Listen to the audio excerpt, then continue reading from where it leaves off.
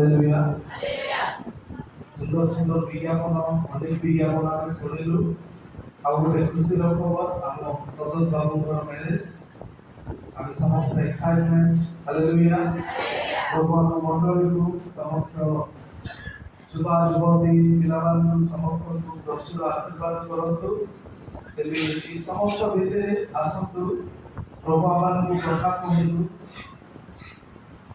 आमे गोटे गीत अल्प गोटे घोषा गोटे पद आमे गान करबा गाइबा भी हालेलुया आम परमेश्वर महान सबको प्रेम करूछंती आम मंडली को प्रेम करूछंती सेमानकर सहवर्ती सेमानकर प्रतिपालक सेमानकर सहवर्ती ही से बढे नेउछंती तेणुकर समस्त स्तुति महिमा समस्त गौरव आम मानकर परमेश्वर से परमेश्वर जेही आत्मा होती जो माने सत्य रे आत्मा रे तांकर सेवा करती से सेवक मान को से चाहती हालेलुया आमे माने इस स्थान रे बसिछु तथापि परमेश्वर को आत्मा आम मान को मध्य रे विचरण करूछि तेणु करी आसु ठीक आमे हृदय को खोला करिबा प्रभु को पाए हमर आंतमन टिके ग्रहण करिबा तापर प्रभु को पाए आमे करताल दे ठीक गीत गान करी प्रभु को गौरव करिबा हालेलुया हम समस्त कहिबा हालेलुया बोलो यीशु मसीह की आहे मज मन ख्रीष्ट नाम रे आहे मज मन जिते भागी जाई को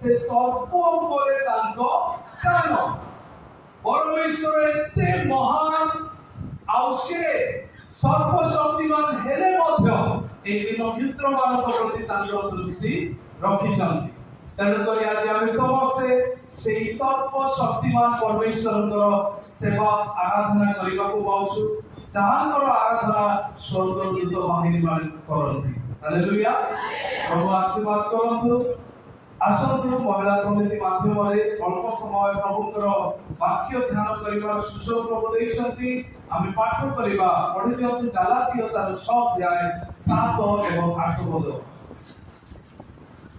भ्रांत न हो ईश्वर विद्रुपर प्रार्थना नुहंती कारण मनुष्य जहा बणे ताही काटिबो जेनो जे अपना शरीर उद्देश्य बणे से शरीरर उत्पन्न क्षयणीय सत्य काटिबो किंतु जे आत्मा को उद्देश्य बणे से आत्मा कठार उत्पन्न अनंत जीवन रूप सत्य काटिबो आमेन प्रभु ए पठित वाक्य रे आशीर्वाद करंतु संपूर्ण प्रार्थना करिबा सर्वश्रेष्ठ धन्यवाद तुम इस वाक्य रूपी परमेश्वर पिता अपना वाक्य दे कथा को हम समस्त को आशीर्वाद करो এই পরিবেশকে সুশি পবিত্র রূপ পবিত্র আত্মারে আমি সমস্ত পরিপূর্ণ অবশ্যই করে ব্যবহার করো মন্দির তোমার ধারে সমর্পিত দোয়া করি তুমি ব্যবহার করে গৌরব পাও ধন্যবাদ ও সহিত যিশু নামে মাগো শুনো আমেন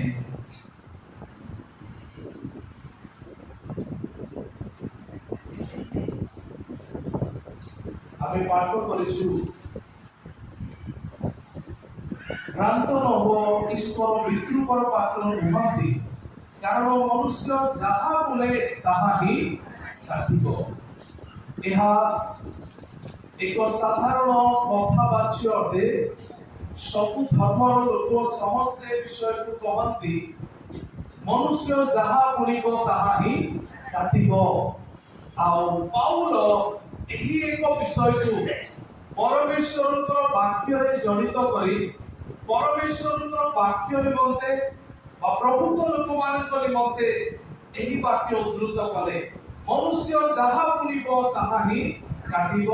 ଯେଣୁ ଯେ ଆପଣା ଶରୀର ଉଦ୍ଦେଶ୍ୟରେ ବୁଣେ ସେ ଶରୀରରୁ ଉତ୍ପନ୍ନ କ୍ଷୟଣୀୟ ଶସ୍ୟ କାଟିବ, କିନ୍ତୁ ଯେ ଆତ୍ମାଙ୍କ ଉଦ୍ଦେଶ୍ୟରେ ବୁଣେ ସେ ଆତ୍ମାଙ୍କ ଠାରୁ ଉତ୍ପନ୍ନ ଅନନ୍ତ ଜୀବନ ରୂପ ଶସ୍ୟ କାଟିବ। ଏହି ବାକ୍ୟକୁ ଧରି ଆମେ ଆଜି ଜଣେ ମାଙ୍କ ବିଷୟରେ ଶିକ୍ଷା କରିବା। ବା ଆମେ ସମସ୍ତେ ଜାଣୁ ଯେ କି ରିବିକା ଯେ କି ଈଶ୍ୱରଙ୍କ ଜଣେ ମନୋନୀତା ପାତ୍ର ଥିଲେ। ଆଉ ତାହାଙ୍କ ଜୀବନରୁ ଆମେମାନେ ଶିକ୍ଷା କରିବା। ତିନୋଟି ସ୍ତରରେ ରିବିକା ଜଣେ ଝିଅ ଭାବରେ, ଜଣେ ସ୍ତ୍ରୀ ଭାବରେ ଏବଂ ଜଣେ ମା ଭାବରେ এই তিনোটি স্তରରେ ଆମେ ଶିକ୍ଷା କରିବା। ତିନି ଦୃଷ୍ଟିକୋଣରୁ ଆମେ ଶିକ୍ଷା କରିବା, ପାରିବାରିକ, ସାମାଜିକ ଏବଂ ମାଣ୍ଡଳିକ ଦୃଷ୍ଟିକୋଣରୁ। ଆମେ ମନେ ରଖିବା ଏହି ବାକ୍ୟକୁ ମନୁଷ୍ୟ ଯାହା ବୁଣିବ ତାହା ହିଁ କାଟିବ। ଏହି ବାକ୍ୟ ଅନୁସାରେ ରିବିକାଙ୍କ ଜୀବନରୁ ଆମେ ଶିକ୍ଷା କରିବା। ଆମେ ସମସ୍ତେ ଏହି ସବୁ ଷ୍ଟୋରି ଜାଣୁ। ଆଉ ଆମେ এই সমস্ত স্টোরিକୁ ଆମେ ଆଉ ଶୁଣିବା ନାହିଁ, କିନ୍ତୁ ରିବିକାଙ୍କ ଜୀବନରୁ ଆମେ ତାହାଙ୍କର କିଛି ଗୁଣକୁ ଆମେ ଚିନ୍ତନ କରିବା ଏବଂ ଆମମାନଙ୍କ ଜୀବନରେ ତାହା କିପରି ଭାବରେ ବ୍ୟବହାର ଯୋଗ୍ୟ ଆମେ ଧ୍ୟାନ କରିବା। ହାଲେଲୁୟା। ଆମେ ଦେଖିବା ରିବିକା ଜଣେ ଝିଅ ଭାବରେ ତାହାଙ୍କର ଗୁରୁତ୍ୱପୂର୍ଣ୍ଣ ପାଞ୍ଚଟି ଗୁଣ ଥିଲା।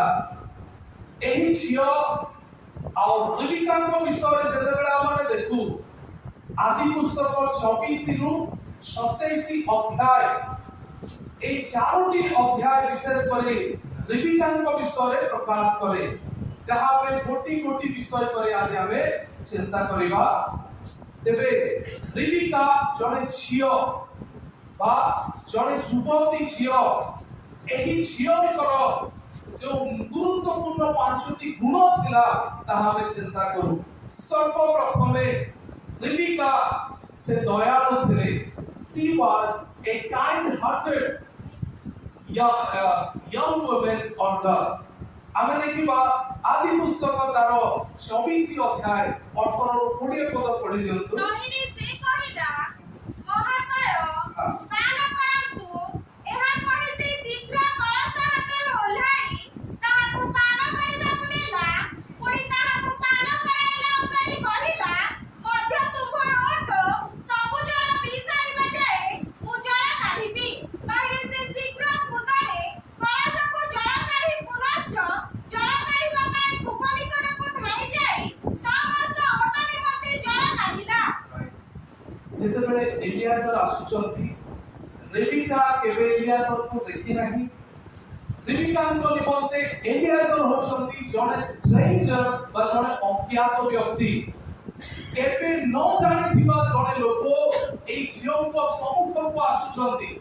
ଆଉ ସେହି ଲୋକ ସେ ପଥଶ୍ରାନ୍ତ ଅଟନ୍ତି। ତାଙ୍କୁ ଜଳ ଦରକାର, ତାଙ୍କ ଓଟମାନଙ୍କୁ ଜଳ ଦରକାର। ଏହି ସମୟରେ ରିବିକାଙ୍କ ସମ୍ମୁଖକୁ ଆସିଲେ। ଆଉ এই ଯେଉଁ ଯୁବତୀ ଝିଅ ରିବିକା ସେ ଏହି ଲୋକଙ୍କୁ ଦେଖୁଛନ୍ତି ଏବଂ ସେ ଏହି ଲୋକଙ୍କ ପ୍ରତି ଦୟାର ଭାବ ଦେଖାଉଛନ୍ତି। ଏହି ଲୋକଙ୍କୁ ଜଳ ଆବଶ୍ୟକ, ଯଦିଓ ତାଙ୍କୁ ନ ଜାଣିଲେ ମଧ୍ୟ ରିବିକା ସେ ତାଙ୍କୁ ଜଳପାନ କରାଉଛନ୍ତି। ଆଉ ତତ୍ ସଙ୍ଗେ ସଙ୍ଗେ ତାଙ୍କ ସହିତ ଥିବା ଓଟମାନଙ୍କୁ ମଧ୍ୟ ସେ ଜଳ କାଢ଼ିକି ଦେଉଛନ୍ତି। ରେବିକା ଜଣେ ଦୟାଳୁ ଝିଅ ଥିଲେ। ଆଜି ଆମମାନଙ୍କ ନିମନ୍ତେ ମଧ୍ୟ ଏକ ଆହ୍ୱାନ, ଝିଅମାନେ ଆଉ ସେହିପରି ଦୟାଳୁ ହେବା ଆବଶ୍ୟକ, ଯୁବାମାନେ ସେହିପରି ଦୟାଳୁ ହେବା ଆବଶ୍ୟକ। ଅର୍ଥାତ୍ ଯେଉଁମାନେ ଅସହାୟ ଅବସ୍ଥାରେ ଅଛନ୍ତି, ଯେଉଁମାନେ ସମସ୍ୟାରେ ଅଛନ୍ତି, ଆମ ଯୁବା ଯୁବତୀ ସେମାନେ ଆଗକୁ ଆସି ସେମାନଙ୍କୁ ସାହାଯ୍ୟ କରିବାର ଆବଶ୍ୟକ। ରେବିକାଙ୍କର ଜୀବନ ଏହିପରି ଜୀବନ ଥିଲା, ସେ ଏହିପରି ଜଣେ ଅଜ୍ଞାତ ଲୋକ ଯେ ଅସହାୟ ଅବସ୍ଥାରେ ଅଛନ୍ତି, ତାଙ୍କୁ ସେ ଦୟାଳୁ ହୃଦୟ ସେ ପ୍ରଦର୍ଶନ କରୁଛନ୍ତି। ଦ୍ୱିତୀୟରେ ରେବିକା ସେ ପରିଶ୍ରମୀ ଥିଲା। Rebika was a hard working young woman। ଆମେ ଦେଖିବା 24 ଅଧ୍ୟାୟ ତାର ଯାହା ଆମେ ଅଲରେଡି ପାଠ କରିଛୁ 18 ରୁ 20 ପର୍ଯ୍ୟନ୍ତ। ରେବିକା ସେ ଏଲିଆଜର ଏବଂ ତାଙ୍କ ଓଟମାନଙ୍କୁ ପାଣି ଦେବା ନିମନ୍ତେ ଅତି ପରିଶ୍ରମ କରୁଛନ୍ତି। ଏଲିଆଜରକୁ ହୁଏତ ପାଣି ପିଆଇବା ଅତି ସହଜ ବିଷୟ, ଓଟମାନଙ୍କୁ ପାଣି ପିଆଇବା ସହଜ ବିଷୟ ନୁହଁ। ସବୁଠାରୁ ବେଶୀ ପାଣି ପିଇବା ଜନ୍ତୁ ହେଉଛନ୍ତି ଓଟ। ସେମାନେ ପେଟ ଭରିକି ପାଣି ପିଇବା ସହିତ 7-8 ଦିନ ପାଇଁ ମଧ୍ୟ ସେମାନେ ନିଜର ଆଉ ସେ ଉଚ୍ଚରେ ପାଣି ସେମାନେ ଷ୍ଟୋର କରିକି ରଖନ୍ତି। ଗୋଟେ ଗୋଟେ ଓଟକୁ ପାଣି ପିଆଇବା, ହାଣ୍ଡି ପାଣି ଗୋଟେ ଗୋଟେ ଓଟ ପିଇବେ, ଆଉ 10-10ଟା ଓଟ ମାନେ ଅଛନ୍ତି। এই ସମସ୍ତଙ୍କୁ ପାଣି ପିଆଇବା ସହଜ କଥା ନୁହଁ। ତଥାପି ରେବିକା ଆଉ ଏଲିଆଜରକୁ ତାଙ୍କ ଦାସଙ୍କୁ ପାଣି ପିଆଇବା ସହିତ ଏତେ ସବୁ ଓଟମାନଙ୍କୁ ମଧ୍ୟ ଜଣେ ଝିଅ ଆଉ ସେ ପାଣି ପିଆଉଛନ୍ତି। ରେବିକା ଏଥିରୁ ଆମେ ରେବିକାର ଆଉ ଏକ ଗୁଣ ଦେଖୁଛୁ ଯେ ସେ ପରିଶ୍ରମୀ ଅଟନ୍ତି। ଆଜି ଆମ ଯୁବା ଯୁବତୀ ମାନଙ୍କୁ ମଧ୍ୟ ପ୍ରଭୁଙ୍କର ବାକ୍ୟରୁ ଆହ୍ୱାନ କରାଯାଉଛି, ଆମେ ଅଳସୁଆ ନ ହଉ, ଆମେ ପରିଶ୍ରମୀ ହେବା। ଆମେ କାମ କରିବାକୁ ପଡ଼ିବ। ପାଠ ପଢ଼ିବା ସମୟରେ ପାଠ ପଢ଼ିବା, କାମ କରିବା ସମୟରେ କାମ କରିବା। ଆମେ ଦିନ ରାତି ଖାଲି ଶୋଇକି ରହିଲେ ହେବ ନାହିଁ, ପରିଶ୍ରମୀ ହେବା। ରେବିକା ତାଙ୍କର ଝିଅ ସମୟରେ, ଯୁବତୀ ସମୟରେ ସେ ପରିଶ୍ରମୀ ଥିଲେ, ସେ ଅଳସୁଆ ନଥିଲେ। ତୃତୀୟରେ ଆମେ ଦେଖୁ ରେବିକା ଜଣେ ଉତ୍ତମ ଆଚରଣର ଝିଅ ଥିଲେ। ସେ ଆତିଥ୍ୟ ପ୍ରିୟ ବା ଜଣେ ଉତ୍ତମ ଆଚରଣ କରିବା ଝିଅ ଥିଲେ।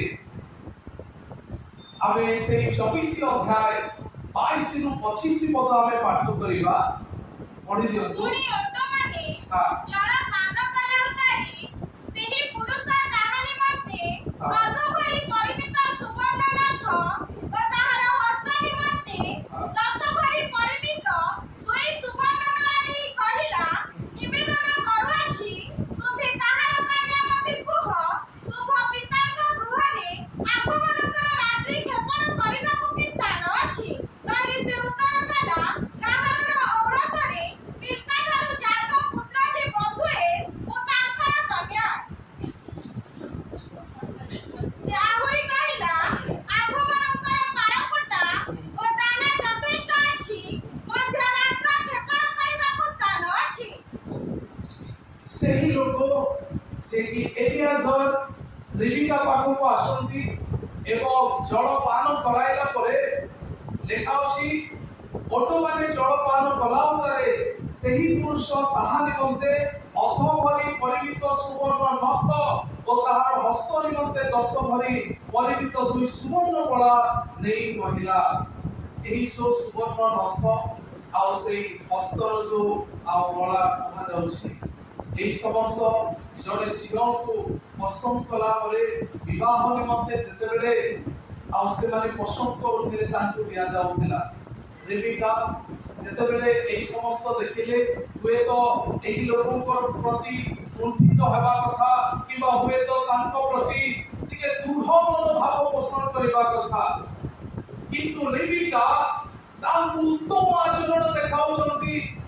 ତାହାର ସମସ୍ତ କଥାର ସଠିକ ଜବାବ ଦେଇ ତାଙ୍କୁ ଉତ୍ତମ ଭାବରେ ତାଙ୍କ ସହିତ କଥାବାର୍ତ୍ତା କରୁଛନ୍ତି ଆଉ ସେ ଯାହା ଯାହା ପ୍ରଶ୍ନ କଲେ ପ୍ରଶ୍ନର ଉତ୍ତର ଦେବା ସହିତ ତାଙ୍କୁ କହିଲେ ଆସନ୍ତୁ ଆମ ଘରେ ଆପଣଙ୍କ ରହିବା ପାଇଁ ସୁବିଧା ଅଛି ଆପଣ ରହିପାରିବେ।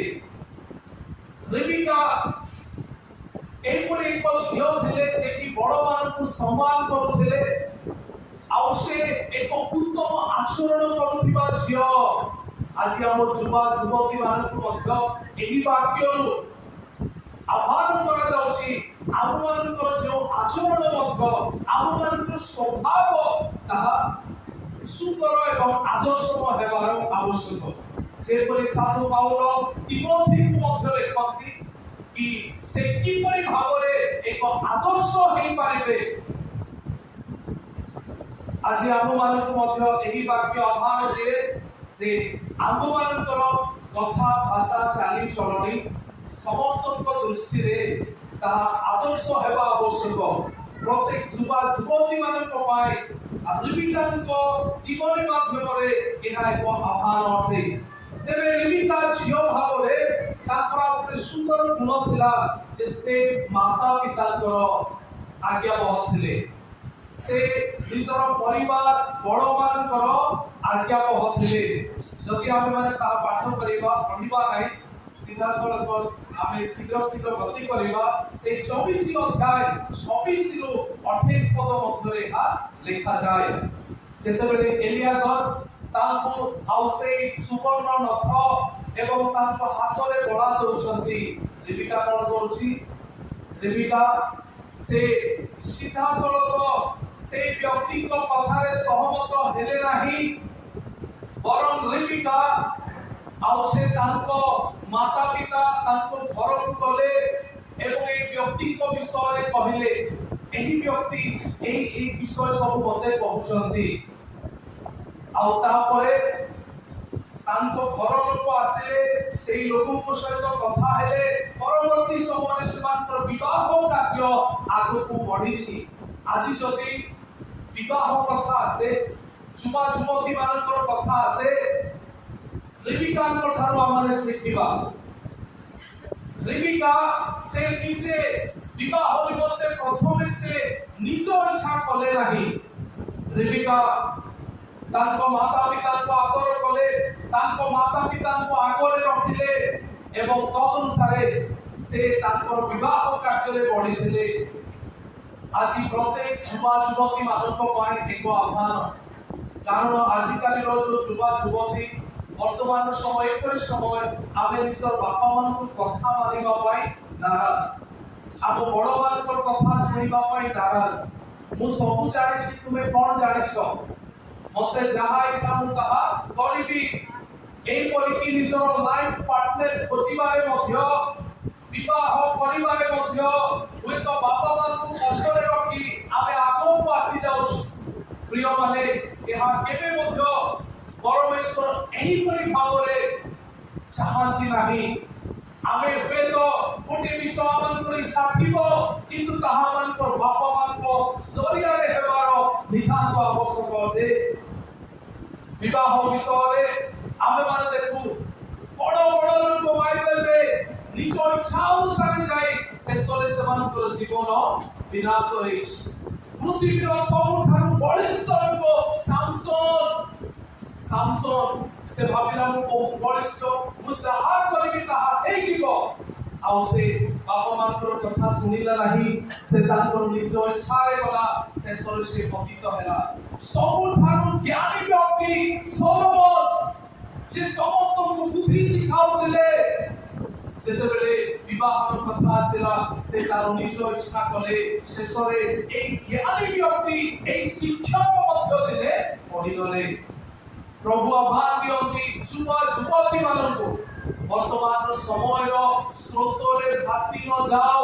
ପରମେଶ୍ୱର 10 ଆଜ୍ଞା ମଧ୍ୟରେ ଗୋଟିଏ ଆଜ୍ଞା ରଖିଲେ ଆପଣ ପିତା ମାତାଙ୍କୁ ସମାଦର କର। ମୋର ପ୍ରିୟମାନେ ଆମେ ଟିକେ এই জীবନରେ ଟିକେ ଆମେ ପଜ କରିବା। ଆମେ ନିଜ ଇଚ୍ଛାରେ ହିଁ ଯାଉଛୁ କି ଆମ ପାଇଁ ପ୍ରଭୁ ଆମଙ୍କର ବାପା ମାନଙ୍କୁ ରଖିଛନ୍ତି। ବାପା ମାନଙ୍କର ଥ୍ରୋରୁ ଆମେ ଯିବା ବାପା ମାନଙ୍କୁ ଆଦର କରିବାର ନିହାତି ଆବଶ୍ୟକ। ଆମମାନଙ୍କର ଏକ ଏଇ ଯୋଉ ବାକ୍ୟ ହୁଏତ ଆପଣମାନେ ଆଉ ମନେ ରଖୁଛନ୍ତି, ସେ ଯାହା ବୁଣିବ ସେ ତାହା ହିଁ କାଟିବ। ଯଦି ଆମେ ମାନେ ନିଜ ଇଚ୍ଛାରେ ଯିବା, ପରବର୍ତ୍ତୀ ସମୟରେ ହୁଏତ ଆମକୁ ଭୋଗିବାକୁ ପଡ଼ିବ। ଆଉ କେବଳ ତାହା ନୁହେଁ, ନିଜ ବାପା ମାଙ୍କୁ ଯେଉଁମାନେ ଅନାଦର କରନ୍ତି ସେମାନଙ୍କ ପାଇଁ ମଧ୍ୟ ଏକ ବାକ୍ୟ। ହୁଏତ ବାପା ମା ସେମାନେ ବୁଢା ହେଇଯାଇଥିବେ, କିଛି କର୍ମ ଆଉ କିଛି କାର୍ଯ୍ୟ କରିପାରୁନଥିବେ। ଯଦି ସେମିତି ବାପା ମାଙ୍କୁ ଆମେ ଅଣଦେଖା କରିବା, ତାହା ମଧ୍ୟ ଆମେ ମନେ ରଖିବା, ଯେ ଯାହା ବୁଣିବ ସେ ତାହା କାଟିବ। ପ୍ରଭୁ ଆମମାନଙ୍କୁ ଆହ୍ୱାନ ଦିଅନ୍ତି, ଆମ ବାପା ମା ଯିଏ ହେଉ ପଛେ କେବେ ବାପା ମାଙ୍କୁ ହାତ ଉଠାଇବା ନାହିଁ। ବାପା ମାଙ୍କୁ ଅନ୍ୟ ଭାଷାରେ ଗାଳି ଗୁଲଜ କରିବା ନାହିଁ। ପରମେଶ୍ୱରଙ୍କ ବାକ୍ୟ କହେ, ଯିଏ ଯାହା ବୁଣିବ ସେ ତାହା କାଟିବ। ଯଦି ଆମେ ମାନେ ଏବେ ଆମ ବାପା ମାଙ୍କୁ ଯେପରି ବ୍ୟବହାର କରିଥିବା, ଆସିବ ଦିନ ସେତେବେଳେ ଆମେ ମାନେ ମଧ୍ୟ ସେହି ପରିସ୍ଥିତିକୁ ଆସିବା, ତାହା ମଧ୍ୟ ଆସୁଛି ମୋର ପ୍ରିୟମାନେ। ଯେହେତୁ ଯିଏ ଯାହା ବୁଣିବ ସେ ତାହା କାଟିବ। ରେବିକା ଆଉ ସେ ବାପା ମାଙ୍କୁ ଆଦର କଲେ, ସମ୍ମୁଖରେ ରଖିଲେ।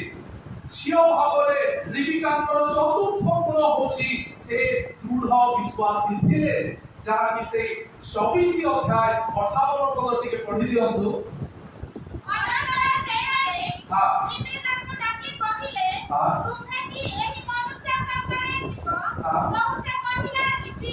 ହାଲେଲୁୟା। ରେବିକା କେବେ ଇସାକଙ୍କୁ ଦେଖି ନଥିଲା। ରେବିକା ଇସାକଙ୍କ ସହିତ ବିବାହ କରିବା ନିମନ୍ତେ କେବଳ ଜଣେ ଦାସ ଆସିଛି, ତଥାପି ରେବିକା ଆଉ ସେ କହୁଛନ୍ତି ମୁଁ ଯିବି। ଯେହେତୁ ଯେଉଁ ସମସ୍ତ ପ୍ରକ୍ରିୟା ଆସିଲା, ସେ ଏଲିଆଜରଙ୍କ ପ୍ରାର୍ଥନା ବିଷୟ ଶୁଣିଲେ, ସେ ଆଉ ଲାବନ ବଥୁଏଲଙ୍କର ପରମେଶ୍ୱରଙ୍କ ଠାରେ ଭରସା କରିବା ବିଷୟ ଶୁଣିଲେ। ତାଙ୍କର ବିବାହରେ ପରମେଶ୍ୱର ଯେ ଅଛନ୍ତି ନିତାନ୍ତ ସେ ତାହା ଜାଣିବାକୁ ପାଇଛି। ଆଉ ରେବିକା କହୁଛନ୍ତି ମୁଁ ଯିବି।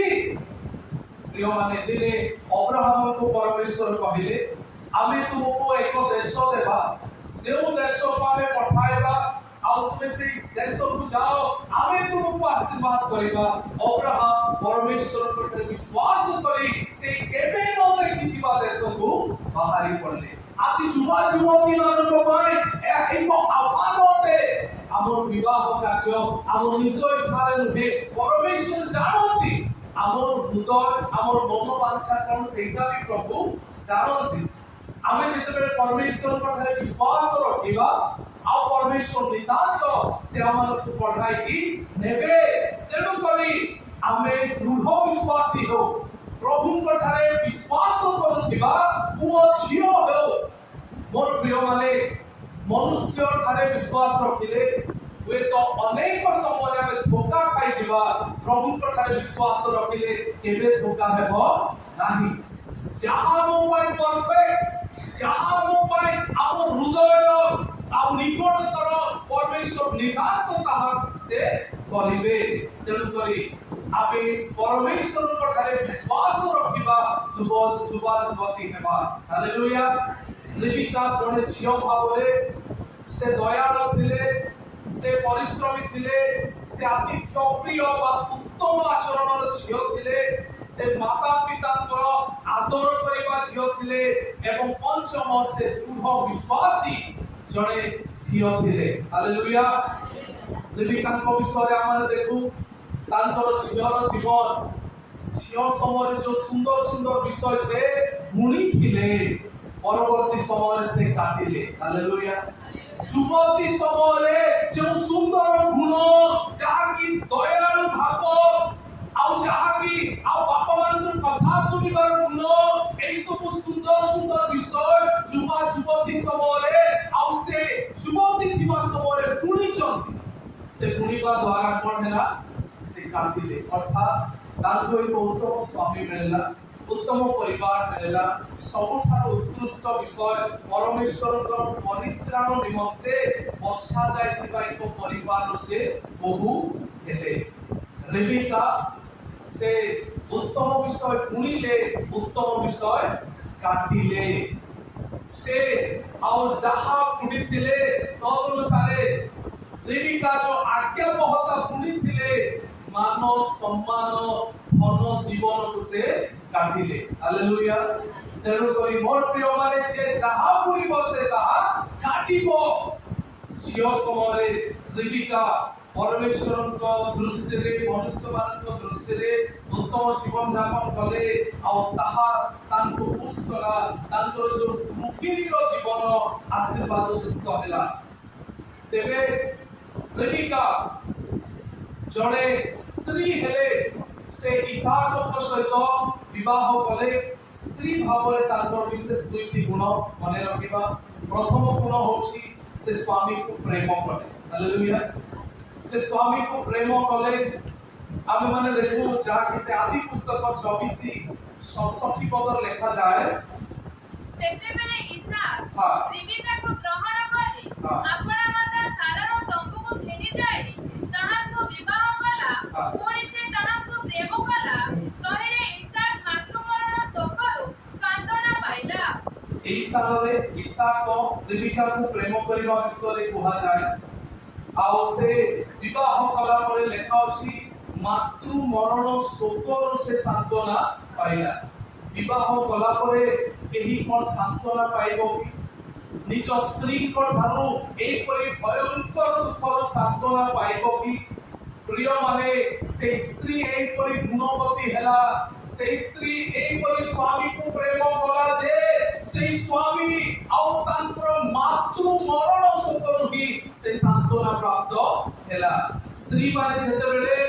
उत्तम हेबे निज स्वामी को प्रेम करिवे से स्वामी पाई ताहा बहुत बड़ विषय अटे जदि कोनोसी स्त्री निज स्वामी को अनादर करूथाय हुए तो स्वामी पाखरे आजि टंका आसुची काली आसीबो नै हुए तो स्वामी आजि सुस्थ अछि काली असुस्थतारे पड़ि जिवो आजि भल अछि बोली स्त्री माने प्रेम करिवे आउ जदि भल नै तेबे कोन घृणा करिबा केवल स्त्री मान को कथा नुहे इहा स्वामी मान को कथा मोध्य स्त्री माने आजि भल अछंती आमे से मान को भल पाइबा आउ हुए तो काली कोनसी कोन असुविधार सम्मुखीन हेबे से मान को आमे घृणा करिबा आमे कथा हेबा नै आमे साइड करे चली जाउथिबा प्रिय माने एई परि नुहे रेबिका से निजर स्वामी को प्रेम कले स्वामी सुबह थिबा समय प्रेम करिसंती स्वामी बुढ़ा हे गला पर मध्य से प्रेम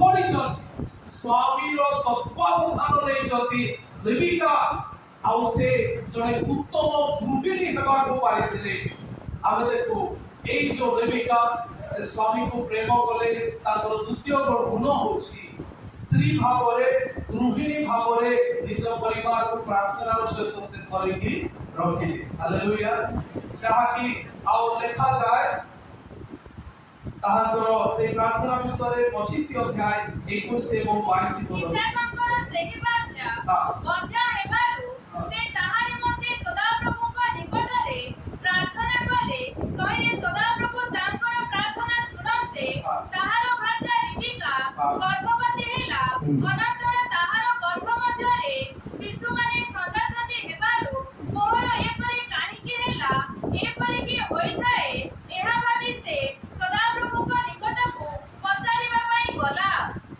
से सदाप्रभु को निकट को पछारिबा को गले अर्थात एई समय से परमेश्वर पाखरे प्रार्थना रे जड़ित अछंती से विवाह हेबार अनेक वर्ष पर्यंत कोनोसी संतान संतति न थिले सेई समय प्रार्थना करा गला और रेबिका गर्भ रे धारण कले आउ सेते बेले गर्भ रे समस्या आसुची सेई समय डॉक्टर पाखु न थाई से प्रभु पाखरे प्रार्थना करूचंती काहेकि एपरि होछि से प्रेग्नेंट अवस्था रे अछंती आउ से समय प्रभु तांकर प्रेगनेंसी विषय रे मध्य से प्रकाश कले रेबिका से स्त्री भाव रे जने गृहिणी भाव रे जने प्रार्थनाशीला महिला मध्य दिले आज आमानकर पाए एई आभार आमानकर परिवार पाए आमे की परि प्रार्थना रे तोड़ी धरो छु रेबिकांकर स्त्री भाव रे से दुईटी सुंदर गुण आमे देखिलु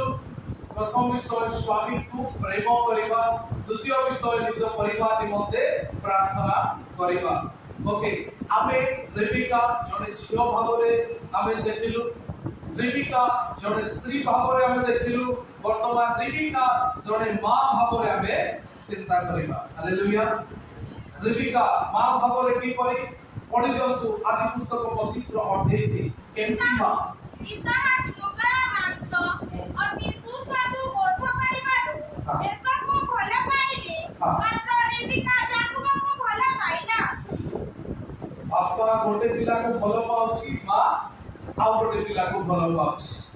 जणे मां भाबरे पिला माननको मध्यरे सेमानकर पातर अंतर आसुछि। बापा गोटे पिला को पसंद करूछंती, मां आउ गोटे पिला को पसंद करूछंती। मां भाबरे एई स्थान रे हम देखु पातर अंतर आसुछि, गोटे फेवरेटिज्म आसुछि। एही जो पातर अंतर ताहा बहुत भूल विषय अटे, ताहा पाप अटे। परमेश्वरଙ୍କର वाक्य कहे गीत संहिता 127:3 रे कि देखो संतान गण सदा प्रभुଙ୍କର दत्त, अधिकार ओ गर्भजात फल ताहाଙ୍କ दत्त पुरस्कार। परमेश्वर ଆମମାନଙ୍କୁ ସନ୍ତାନ ସନ୍ତତି ଦେଇଥାନ୍ତି। ରିବିକା ଏବଂ ଇସାକ एमाने की परी बापा मां दुईटी जाड़ा पिला माने हेले, किंतु बापा गोटे को बेसी भलो पाउछि आ गोटे को कम। रेबिका आ गोटे को भलो पाउछि आ गोटे को कम। से जहा पुरी बसे ताहा काटिबो। परवर्ती समय रे एई मनोभाव सेमानकर दुखर कारण हेला। बड़ को देखुछि एसो ए बापा मां मते भलो पाउ ना, बापा मते भलो, बापा भलो पाउछि, मां भलो पाउने। सेही परि सानो को देखुछि मां मते भलो पाउछि किंतु बापा भलो पाउ ना। सानो को मां कर सहित पढिला, बड़ को बापा को सहित पढिला। जदि उत्तम भाबरे परिवार शांति रो सहित रहिबार अछि, तेबे परिवार रे गोटे एकता रहिबाकू पडिबो। जदि अलगा अलगा मनोभाव अछि, से परिवार केबे एक होई परिबे नाही। धीरे धीरे सेमानकर परिवार रो डिविजन को ही सेमाने कोएटी चालिथिबे। एक समय आसीबो सबु अलगा अलगा हे जिवो, सबु डिवाइड हे जिवो। आ एई माने एई परि भाबरे एक पातर अंतर मनोवृत्ति नै बापा मां सेमाने पिला मानकु पठाइले। आज हम जीवन सेमति नै, आमी समस्त पिला मानकु बेसी भलो पाओ, किंतु मोर पिला माने मने रखु बेले बेले बापा मां हिसाब रे अचानक रे हुए तो आमो पिला हमकु एई परि खापु नाही तो जे मो बापा मो मां मते एई परि भलो पाउ नाहांती, अज्ञात सार रे एई परि खापु नाहांती तो मोर प्रिय माने आमे एथिके मते बहुत सतर्क हेबार आवश्यक। आमे देखु जणे मां भाबरे रेबिकांकर द्वितीय गुण होछि से कौन करूछंती। समय नहीं आमे शेष करिबा। आ जदि आमे पढिबा परे पढतु आदि पुस्तक से 27 अध्याय 12 ରୁ 16 पद। आ सेही स्थान रे जहा लेखा अछि कि पढले भलो लागिबो, पढि दियौ। एउ जेबे पिता ओते स्पर्श करिबे, तेबे मु तांका दृष्टि रे प्रबंचक देखाजिबि, ताहाले मु अपन उपरको आशीर्वाद नाहि अभिशाप आनिबि। मात्र ताहार माता कहिला, पुह सेही अभिशाप मते घटु, केवल तुमे मो कथा मान ओ जाई छेई छुआ आनो नहु जानक जाई ताहाठिनी माता निकटको आशा याकूब जाई ताहाठिनी माता निकटको आनते। माता ताहार पितार कृत्य अनुसारे सुसातु खाद्य रंधन कला। कहिले रेबिका घरे आपण निकटरे ज्येष्ठ पुत्र एसर थिबा उत्तम वस्त्र आनी कनिष्ठ पुत्र याकूबको पिंधाइला। कोई छेई छुआर छाल पिटी ताहा हस्तारे ओ गळदेशर निर्गम स्थानरे घुड़ाई देला। आउ सेही राता सुसातु खाद्य ओ रोटी याकूबर हस्ତରେ देला। प्रभु याकूब आपण पिता निकटको जाई कहिला। बस एई स्थान रे देखु ଯାକୁବ କହୁଛନ୍ତି ଯେବେ ପିତା ମୋତେ ସ୍ପର୍ଶ କରିବେ ତେବେ ମୁଁ ତାଙ୍କ ଦୃଷ୍ଟିରେ ପ୍ରବଞ୍ଚକ ଦେଖାଯିବି। ତାହେଲେ ମୁଁ ଆପଣା ଉପରକୁ ଆଶୀର୍ବାଦ ନ ଆଣି ଅଭିଶାପ ଆଣିବି। ମାତ୍ର ତାହାର ମାତା କହିଲା, ପୁଅ, ସେଇ ଅଭିଶାପ ମୋତେ ଘଟୁ, କେବଳ ତୁମେ ମୋ କଥା ମାନ ଓ ଯାଇ ଛେଳି ଛୁଆ ଆଣ।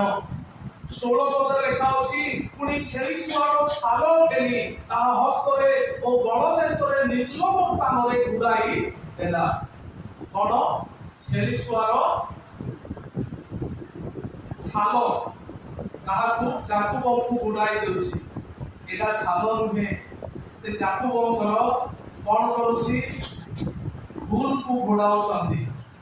ଯାକୁବଙ୍କର ପ୍ରବଞ୍ଚନାର ଏକ ଜୀବନକୁ ଶିଖାଉଛନ୍ତି।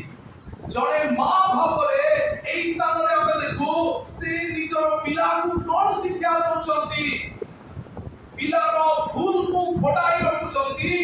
ପିଲାକୁ ପ୍ରବଞ୍ଚନାର ଜୀବନକୁ ଉତ୍ସାହିତ କରୁଛନ୍ତି, ଶିଖାଉଛନ୍ତି। ଯାକୁବ ନିଜେ କହୁଛନ୍ତି ଏଟା ତ ପ୍ରବଞ୍ଚନା ହେବ ମା। ରେବେକା କହୁଛନ୍ତି ସେଟା ହେଲେ ହେଉ, ତାର ଅଭିଶାପ ମୋର ଉପରେ ପଡିଲେ ପଡୁ, ତୁ ଯାଇକି ସେମିତି ଏକ ପ୍ରବଞ୍ଚନା କରେ, ତୁ ଯାଇକି ସେମିତି ହିଁ ତୋ ବାପାକୁ ଧୋକା ଦେ। ମା କହୁଛନ୍ତି ପୁଅକୁ। ଏହା ଏକ ବହୁତ ବଡ଼ ବିଷୟ। ଆଜିକାଲିର ସମାଜରେ ତାହା ବହୁତ ପରିମାଣରେ ଚାଲିଛି। ବାପା ହୁଏତ ରାଗିବେ, କଣ କହିବେ, ମା ଘୋଡେଇକି ରଖୁଛି। ମୋର ପ୍ରିୟମାନେ, ଅନେକ ବିଷୟ ମା ଘୋଡେଇକି ରଖିଲେ, ବେଳେ ବେଳେ ମା ତାହା ମୁକ୍ତ କରିବା ସମୟରେ ବାପା ଘୋଡେଇକି ରଖିବ। ପିଲାମାନଙ୍କର ଭୁଲକୁ ଆମେ ଯେତେବେଳେ ଘୋଡେଇକି ରଖିବା, ପରମେଶ୍ୱରଙ୍କର ବାକ୍ୟ କହେ ଆଉ ପାପ ଯାହାକି ଆମମାନଙ୍କ ମଧ୍ୟରେ ଧୀରେ ଧୀରେ ଗୋଟେ ଛୋଟ ପାପ ବଢିବ, ଆଉ ତାହା ଧୀରେ ଧୀରେ ବଢିବ ଏବଂ ତାହା କଣ କରିବ? ଆଉ ତାହା ପ୍ରସବ, କାହାକୁ? ପାପ ପ୍ରସବ କରିବ ଏବଂ ମୃତ୍ୟୁକୁ ଜନ୍ମ ଦେବ। ସେ ଯାହା ବୁଣିବ ସେ ତାହା କାଟିବ। ସେତେବେଳେ କି ଏହି ମା ଶିକ୍ଷା ଦେଉଛନ୍ତି ବାପାଙ୍କୁ ହିଁ ପ୍ରବଞ୍ଚନା କରିବା ପାଇଁ। ଏହି ମା ସେ ଯାକୁବର ସମସ୍ତ ବିଷୟକୁ ଘୋଡେଇକି ରଖୁଛନ୍ତି। ଶେଷରେ ଏହିପରି ସମୟ ଆସିଲା କି ଯେତେବେଳେ କି ଆଉ ଏମାନେ ଯାହା କଲେ ତାହା ହିଁ ଏମାନଙ୍କୁ ଆସିଲା, ଅର୍ଥାତ୍ ସବୁ ଜଣା ପଡିଗଲା। ଆଉ ଜଣେ ପୁଅ ଜାଣିଗଲେ ମୋ ମା ଏଇପରି କରିଛି, ମୋ ଛୋଟ ଭାଇ ମୋତେ ପ୍ରବଞ୍ଚନା ଦେଇଛି। ସେ ଗୋଟେ ଟାଙ୍ଗିଆ ଧରିକି ବାହାରିଲେ, ମୋ ଭାଇକୁ ଆଜି ମୁଁ ମାରିଦେବି। ଆଉ ବାହାରିଲା ସେଇ ଘରେ ଯୁଦ୍ଧ ବାହାରିଲା। ଯୁଦ୍ଧର ମୂଳ କାରଣ କିଏ? ବାପା ମା। ଯୁଦ୍ଧର ମୂଳ କାରଣ ହଉଛନ୍ତି ଭାଇ ମାନଙ୍କ ମଧ୍ୟରେ ଝଗଡ଼ା ସୃଷ୍ଟି ହେଉଛି। ଜଣେ ଭାଇ ଖଟ ଦଉଛନ୍ତି, ଆଉ ଜଣକୁ କାଟିଦେବି ମାରିଦେବି କହୁଛନ୍ତି। ତାର ମୂଳ କାରଣ ହେଇଗଲେ ବାପା ମା। ପ୍ରିୟମାନେ, ପ୍ରଭୁ ଆମମାନଙ୍କୁ ଆହ୍ୱାନ ଦିଅନ୍ତି, ଆମମାନଙ୍କର ପିଲାମାନଙ୍କୁ ଆମେ କିପରି ଭାବରେ ଆମେ ଦେଖୁଛୁ। ଯୁବା ଯୁବତୀ ମାନଙ୍କର ସମସ୍ତ ଆବଶ୍ୟକତା ଆମେ ପୂରଣ କରିବାରେ ଚାଲିଛୁ। ବର୍ତ୍ତମାନ ସମୟ ଏମିତି ହେଇଯାଇଛି, କୋଉ ବାପା ମା କାହାକୁ ଆଉ ବେଶୀ ଆମେ କହୁନୁ। ପିଲା ସଣ୍ଡେ ସ୍କୁଲ ଗଲେ ବି ଠିକ, ନ ଗଲେ ବି ଠିକ, ଗୀର୍ଜା ଆସିଲେ ବି ଠିକ, ନ ଗଲେ ବି ଠିକ, ସୁନାପଦ କହିଲେ ବି ଠିକ, ନ କହିଲେ ବି ଠିକ। ଆମେ କେବଳ ସେମାନଙ୍କୁ ଯାହା ଆବଶ୍ୟକ ଆମେ ଦେଉଛୁ। ଡ୍ରେସ ପଟାକୁ ଆରମ୍ଭ କରି ଯାହା ଆବଶ୍ୟକ ସବୁ ଆମେ ପୁରେଇକି ଦେଉଛୁ। ଶେଷରେ ସେ ପିଲାମାନେ ଏମିତି ହେଇଯାଉଛନ୍ତି, ଆଉ କାହାର କଥା ଶୁଣିବାର ନାହିଁ। ଏବଂ ଶେଷରେ ଏପରି ହୁଏ କି ଏଇପରି ପିଲାମାନଙ୍କୁ ବଢାଅ, ଶେଷରେ ସେଇ ପିଲାମାନେ ବାପା ମାଙ୍କର ଦୁଃଖର କାରଣ ହେଇଯାଉଛନ୍ତି। ଲେଖା ଅଛି ଶେଷରେ ଯାକୁବ ଏବଂ ରେବେକା ସେମାନେ କାନ୍ଦୁଛନ୍ତି, ନିଜ ପିଲାମାନଙ୍କ ସକାଶେ ଶୋକ କରୁଛନ୍ତି, ରୋଦନ କରୁଛନ୍ତି। ଏମାନଙ୍କ ଜୀବନରେ ଆଉ ଶାନ୍ତି ନାହିଁ। ଆଜି ଆମମାନଙ୍କୁ ଆହ୍ୱାନ ଦିଆଯାଉଛି, ମୋର ପ୍ରିୟମାନେ, ଆମେ ଯାହା ବୁଣିବା ତାହା କାଟିବା। ଆଜି ଆମମାନଙ୍କର ପିଲାମାନଙ୍କୁ ମଧ୍ୟ ଆମେ ଆଉ ଦେଖିବାର ନିତାନ୍ତ ଆବଶ୍ୟକ। ପ୍ରଭୁଙ୍କର ବାକ୍ୟ କହେ ପିଲାମାନଙ୍କୁ ବାଡ଼ି ବ୍ୟବହାର କରିବା ପାଇଁ ବୃଦ୍ଧି କର ନାହିଁ। ଆଜି ଆମମାନଙ୍କର ଠାରୁ ଅନୁଶାସନର ଜୀବନ ଚାଲି ଯାଇଛି। ଅନୁଶାସନ ହେଇପାରୁନାହିଁ। ଆଜି ଆମେ ପ୍ରାର୍ଥନା ସଭାରେ ଶୁଣିଲା ପରେ ସେ ତାର ଭୁଲ ତାକୁ ଦେଖଉଛି, ଆର ଭୁଲ ତାକୁ ଦେଖଉଛି, ବାପା ମାଙ୍କୁ ଦେଖାଇଲେ ମା ବାପାକୁ ଦେଖଉଛି, ଆଉ ଅନ୍ୟମାନଙ୍କୁ ଦେଖା ଦେଖି ଚାଲିଛି। କୌଣସି ଲୋକ କିଛି କରିପାରିବ ନାହିଁ। ମୋର ପ୍ରିୟମାନେ, ଆସନ୍ତୁ ଆଜି ଆମେ ମାନେ ନିଜେ ନିଜେ ସଜାଗ ହଉ, ପ୍ରସ୍ତୁତ ହଉ, ଆମ ମାନଙ୍କର ଜୀବନକୁ ଆମେ ଗଠନ କରିବା ପାଇଁ ନିଜେ ଆମେ ମାନେ ଦାୟୀ। ସେଥି ନିମନ୍ତେ ଆମେ ମାନେ ସଜାଗ ହଉ। ଆମେ ଦେଖିଲୁ ରେବିକା ଝିଅ ଭାବରେ ବହୁତ ସୁନ୍ଦର ତାଙ୍କର ଗୁଣ ଥିଲା, ଆଉ ଯେଉଁ 5ଟି ସୁନ୍ଦର ଗୁଣ ସକାଶେ ସେ ଏକ ଉତ୍ତମ ପରିବାରର ବୋହୂ ହେଇକି ଗଲେ, ଉତ୍ତମ ଏକ ଗୃହିଣୀ ହେଲେ। ରେବିକା ସ୍ତ୍ରୀ ଭାବରେ 2ଟି ସୁନ୍ଦର ଗୁଣ ସକାଶେ ଆମେ ଦେଖୁ ତାଙ୍କର ଏକ ଉତ୍ତମ ବୈବାହିକ ଜୀବନ ହେଲା। ସ୍ୱାମୀକୁ ପ୍ରେମ କଲେ, ପ୍ରାର୍ଥନା କଲେ, ଆଉ ଇସାକ ରେବିକା ଜଣେ ସ୍ୱାମୀ ଆଉ ଜଣେ ସ୍ତ୍ରୀ ହେଇକି ଗୋଟେ ସୁନ୍ଦର ବୈବାହିକ ଜୀବନ ଅତିବାହିତ କଲେ। ରେବିକା କିନ୍ତୁ ମା ଭାବରେ 2ଟି ଭୁଲ ବିଷୟ ଆମେ ମାନେ ଦେଖୁ। ପ୍ରଥମଟି ହେଉଛି ପାତର ଅନ୍ତର ମନୋଭାବ। ସେ ସାନ ପୁଅକୁ ଅଧିକ ଭଲ ପାଇଲେ, ବଡ଼ ପୁଅକୁ କମ୍। ଆଉ ଦ୍ୱିତୀୟ ବିଷୟ ଆମେ ଦେଖୁଛୁ ପିଲାଙ୍କର ଭୁଲକୁ ସେ ଘୋଡ଼ାଇବାକୁ ଲାଗିଲେ। ପିଲାକୁ କୌଣସି ଅନୁଶାସନ ନାହିଁ ଏବଂ ପିଲାକୁ ମିଥ୍ୟାପୂର୍ଣ୍ଣ ଏକ ଜୀବନ ଶିକ୍ଷା ଦେଲେ, ଯାହା ଫଳରେ ଯେଉଁପରି ଭାବରେ ସେ ପିଲାମାନଙ୍କୁ ପଢ଼ାଇଲେ, ପିଲାମାନେ ଶେଷରେ ବଢ଼ିଲେ ଏମାନଙ୍କର କଥା ଶୁଣିଲେ ନାହିଁ। ଏମାନେ ଯାହାକୁ ବାହା ହଉନ ବୋଲିକି କହିଲେ, ଆଉ ବିଶେଷ କରି ଏସବୁଙ୍କ କ୍ଷେତ୍ରରେ ଏହିପରି ଅନେକ କ୍ରୀଡ଼ାମିଆ ସ୍ତ୍ରୀମାନଙ୍କୁ ସେ ବିବାହ କରିଦେଲେ, ଯାହା ଫଳରେ ଏମାନେ ଦୁଃଖ ଦୁର୍ଦ୍ଦଶାରେ ରହିଲେ। ଯାକୁବଙ୍କୁ ଯେଉଁ ଯାହା ଶିଖାଇଲେ, ଯାକୁବ ଏମାନଙ୍କୁ ଘରୁ ଛାଡ଼ିଗଲା। ମାଙ୍କର ମୃତ୍ୟୁ ପର୍ଯ୍ୟନ୍ତ ଯାକୁବ ଆଉ କେବେ ଏହିମାନଙ୍କୁ ଦେଖାଗଲା ନାହିଁ। ଏମାନେ ଯାହା ବୁଣିଲେ ତାହା ହିଁ କାଟିଲେ। ତେଣୁକରି ଆଜି ପ୍ରଭୁଙ୍କର ବାକ୍ୟ ଆମମାନଙ୍କୁ ପ୍ରକାଶ କରେ। ଦେଖନ୍ତୁ ରେବିକା ସେ ଯାହା ବୁଣିଲେ, ଝିଅ ସମୟରେ ଦୟାଳୁ, ଆତିଥ୍ୟ ପ୍ରିୟ, ଆଜ୍ଞାବହତାକୁ ବୁଣିଲେ, ଆଉ ସେ ସ୍ତ୍ରୀ ଭାବରେ ମାନ ସମାନ ଧନ ଓ ଜୀବନ କାଟିଲେ। ସେ ଯେତେବେଳେ ମା ଭାବରେ ପ୍ରବଞ୍ଚନାକୁ ବୁଣିଲେ, ଶେଷରେ ସେ ଦୁଃଖକୁ କାଟିଲେ। କହିବାକୁ ଗଲେ ରେବିକା ସେ ଯେତେବେଳେ ଧାର୍ମିକତାକୁ ବୁଣିଲେ, ଜୀବନ କାଟିଲେ, ସେତେବେଳେ ପାପକୁ ବୁଣିଲେ, ସେ ମୃତ୍ୟୁକୁ କାଟିଲେ। ମୋର ପ୍ରିୟମାନେ, ରେବିକାଙ୍କ ଜୀବନୀରୁ ଆଜି ଆମମାନଙ୍କ ପାଇଁ ମଧ୍ୟ ଏହା ଏକ ଶିକ୍ଷା ଅଟେ। ରେବିକା ଯେ କେବଳ ଗୋଟିଏ ପରିବାର ବା ସମାଜର ବିଷୟ ନୁହେଁ, କିନ୍ତୁ ରେବିକା କନ୍ୟା ରୂପୀ ମଣ୍ଡଳୀର ମଧ୍ୟ ପ୍ରତିଛବି ଅଟେ। ରେବିକା ଏକ କନ୍ୟା ଭାବରେ ତାଙ୍କୁ ବାଗଦାନ କରାଗଲା। ପରବର୍ତ୍ତୀ ସମୟରେ ତାଙ୍କର ବିବାହ ମଧ୍ୟ କରାଗଲା। ଆଜି ରେବିକାଙ୍କର ପ୍ରତିଛବି ସଦୃଶ ଆଉ ସେ ମଣ୍ଡଳୀ ମଧ୍ୟ ଏକ କନ୍ୟା ରୂପୀ ମଣ୍ଡଳୀ ଅଟେ। ପ୍ରଭୁ ଯୀଶୁ ଖ୍ରୀଷ୍ଟ ଆମମାନଙ୍କୁ ବାଗଦାନ କରିଅଛନ୍ତି, ବିବାହ କରିବାର ଅଛି। ଆମେମାନେ ସେତେବେଳେ ଆମେ ଆଉ ସେ ବିବାହ ପୂର୍ବରୁ ନିଜକୁ ପ୍ରସ୍ତୁତ କରିବା।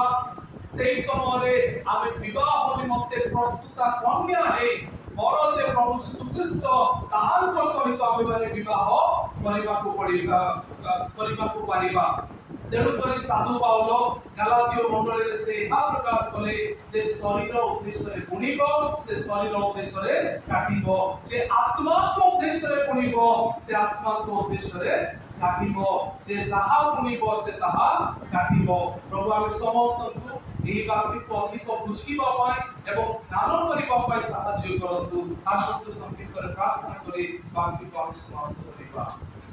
ସ୍ୱର୍ଗସ୍ଥ ପିତା, তুমি যে বাক্য রূপী পরমেশ্বর, কিন্তু ଆମେମାନେ ଯେପରି ତୁମ ବାକ୍ୟକୁ ଧାରଣ କରିବାକୁ ପାରିବୁ, ପାଳନ କରିବାକୁ ପାରିବୁ, সেই ବଳ ଶକ୍ତି ଦେଇ ତୁମେ ଆମକୁ ବଢ଼ାଇ ଦିଅ। ଆମ ମଣ୍ଡଳୀ ପ୍ରତ୍ୟେକଙ୍କୁ ଆଶୀର୍ବାଦ କର। ଧନ୍ୟବାଦ ସହିତ ଯୀଶୁଙ୍କ ନାମରେ ମାଗୁଛୁ, ଆମେନ୍।